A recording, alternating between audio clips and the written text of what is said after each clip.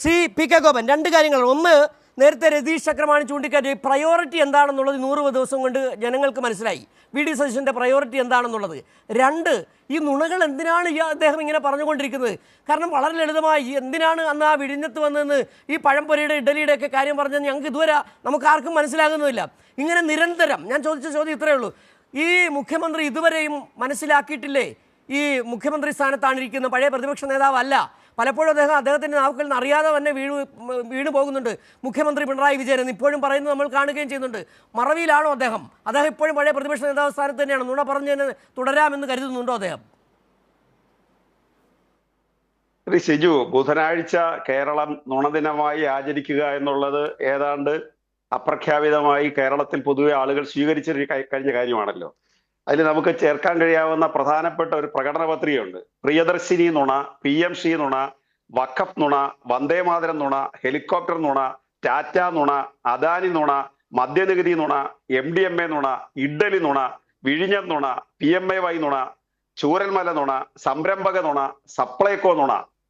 ഈ അവസാനം പറഞ്ഞ സപ്ലൈകോ നുണയുണ്ടല്ലോ, അത് റെജിൻ ഇപ്പോ ഈ വിലക്കയറ്റത്തെ കുറിച്ച് പറഞ്ഞ് സപ്ലൈകോയിൽ കഴിഞ്ഞ പ്രാവശ്യം ഒഴിഞ്ഞ ചാക്കാന്ന് പറഞ്ഞല്ലോ. കഴിഞ്ഞ തവണത്തെ അസംബ്ലിയിലെ ഒരു പ്രസംഗം ഓർമ്മയുണ്ടോ? അസംബ്ലിയിൽ നമ്മുടെ സപ്ലൈ മന്ത്രി ശ്രീ GR അനിൽ അദ്ദേഹം നടത്തിയ ഒരു പ്രതികരണത്തെ പ്രതിപക്ഷ നേതാവായിരുന്ന ശ്രീ VD സതീശൻ എതിർത്തുകൊണ്ട് സംസാരിച്ചു. അപ്പൊ ശ്രീ GR അനിൽ പറഞ്ഞു, അങ്ങയുടെ മണ്ഡലമായ പരവൂരിൽ സപ്ലൈകോ ഉദ്ഘാടനത്തിന് അങ്ങ് തന്നെ ഈ സപ്ലൈകോയുടെ പ്രവർത്തനത്തെ പുകഴ്ത്തി സംസാരിച്ചില്ലേ എന്ന് ചോദിച്ചു. അപ്പൊ അദ്ദേഹം പറഞ്ഞു, ഞാൻ അങ്ങനെ ഒന്നും പറഞ്ഞിട്ടേ ഇല്ലെന്ന് പറഞ്ഞു.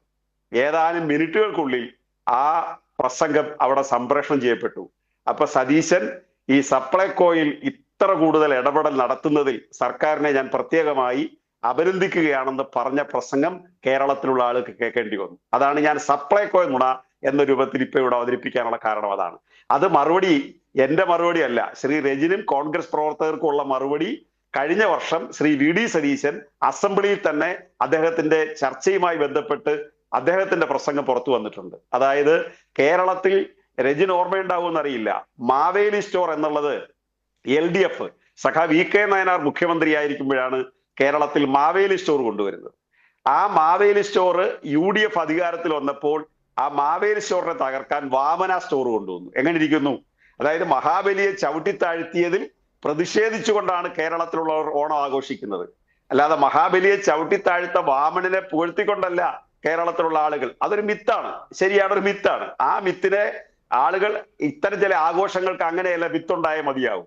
അതുകൊണ്ട് കേരളത്തിലുള്ള ആളുകൾ വാമനൻ മഹാബലിയെ ചവിട്ടിത്താഴ്ത്തി എന്ന ഓർമ്മയ്ക്കാണ് ഓണം ആഘോഷിക്കുന്നതെങ്കിൽ ഇവിടെ വാമന സ്റ്റോർ കൊണ്ടുവന്നു മാവേലി സ്റ്റോറിനെ ചവിട്ടിത്താഴ്ത്താൻ. കുടുംബശ്രീക്ക് പകരമായിട്ട് ജനശ്രീ കൊണ്ടുവന്നു. ജനകീയാസൂത്രണത്തിന് പകരമായിട്ട് കേരള വികസന പദ്ധതി എന്ന് പറഞ്ഞു കൊണ്ടുവന്നു. ഇതൊന്നും ചരിത്രത്തിൽ നിലനിന്നില്ല.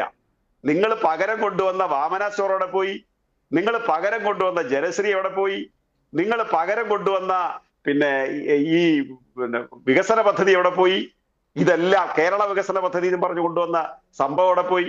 ഇങ്ങനെ ഓരോ സമയത്തും ഇടതുപക്ഷത്തിനെതിരായിട്ട് നിങ്ങൾ ജനങ്ങളെ ദ്രോഹിക്കാൻ. ഇപ്പൊ അങ്ങ് പറയുകയാണ് ഞങ്ങളുടെ പ്രയോറിറ്റി, ശ്രീ രതീഷ് സാർ ചോദിച്ചതിന് മറുപടി, ഞങ്ങളുടെ പ്രയോറിറ്റി ജനങ്ങളാണെന്ന്. നിങ്ങളുടെ പ്രയോറിറ്റി മൃഗങ്ങളാണെന്ന് ഞങ്ങൾ വല്ലവരും പറഞ്ഞു.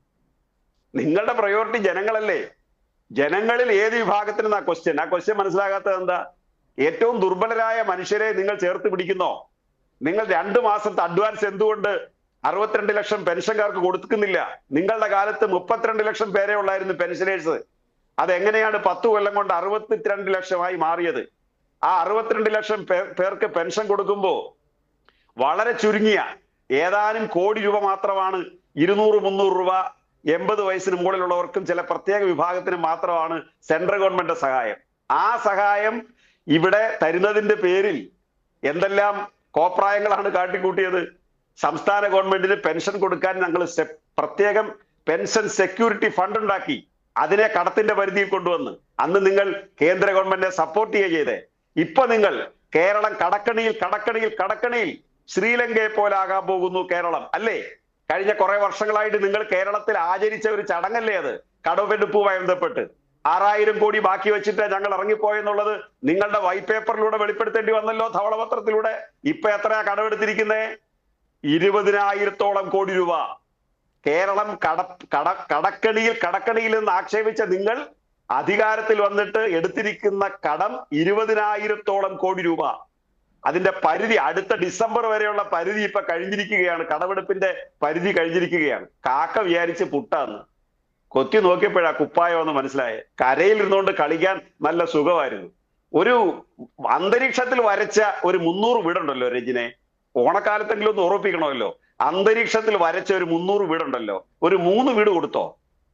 ചൂരൽമല ദുരന്തവുമായി ബന്ധപ്പെട്ട് കഥകളൊന്നും ഓർപ്പിക്കല്ലേ. ഒരു 3 ഞങ്ങൾ പ്രഖ്യാപിച്ചതിൽ 300 വീട്, 100 വീട് കർണാടകത്തിൽ നിന്ന് വരുന്നു, 100 വീട് ദേവലോകത്ത് നിന്ന് വരുന്നു, 100 വീട് പാതാളത്ത് നിന്ന് വരുന്നു. തീർന്നില്ലേ? ഞാൻ അതിനൊരു ഉദാഹരണമായിട്ട് നമ്മുടെ കൊച്ചിൻ ഖലീഫയുടെ ഡയലോഗ് പണ്ട് പറഞ്ഞായിരുന്നു. ഇതേ ചാനലിൽ പറഞ്ഞുകൊണ്ട് ഞാൻ ആവർത്തിക്കുന്നില്ല. നമ്മുടെ ബോട്ടിന്റെ കഥ, ബാക്കി പൈസ എപ്പോ തരുമെന്ന് കൊച്ചിൻ ഖലീഫ ജനാർദ്ദനോട് ചോദിച്ച കഥയുണ്ട്. അതുപോലെ ഈ ഓണക്കാലത്തെങ്കിലും പറയാമോ നിങ്ങൾക്ക് ആ 300 വീടിന്റെ കഥ? നിങ്ങൾ ഈ പ്രിയദർശിനിയുടെ പേര് മാത്രം പറഞ്ഞുകൊണ്ടിരിക്കുമ്പോ അതിൽ തന്നെ നിങ്ങൾ വലിയ നുണയല്ലേ? രജിൻ അത് പറയാനുണ്ട്, ആ 300 വീടിന്റെ കഥ. ഒന്ന് രജിൻ കൈ ഉയർത്തി കാണിക്കുന്ന അദ്ദേഹം പറഞ്ഞോട്ടെ. അല്ല ഒരു കാര്യം കൂടെ, അല്ല അദ്ദേഹം പറഞ്ഞോട്ടെ. ഞാൻ ഒരു കാര്യം കൂടെ പറഞ്ഞങ്ങ് അവസാനിപ്പിക്കാം. 6 ലക്ഷം കിറ്റാ കൊടുക്കണ്ടേ? ശരി, രജനെ ഒന്ന് തിരക്കി നോക്ക്. ഈ ചർച്ച കേട്ടുകൊണ്ടിരിക്കുന്ന കിറ്റ് ലഭിക്കേണ്ട ആളുകൾ 1 ലക്ഷത്തിൽ താഴെ കിറ്റ് ഇതുവരെ അവരുടെ കയ്യിൽ കിട്ടിയിട്ടുള്ളൂ. 6 ലക്ഷം പേർക്ക് ആ കിറ്റ് LDF കൊടുത്തത്.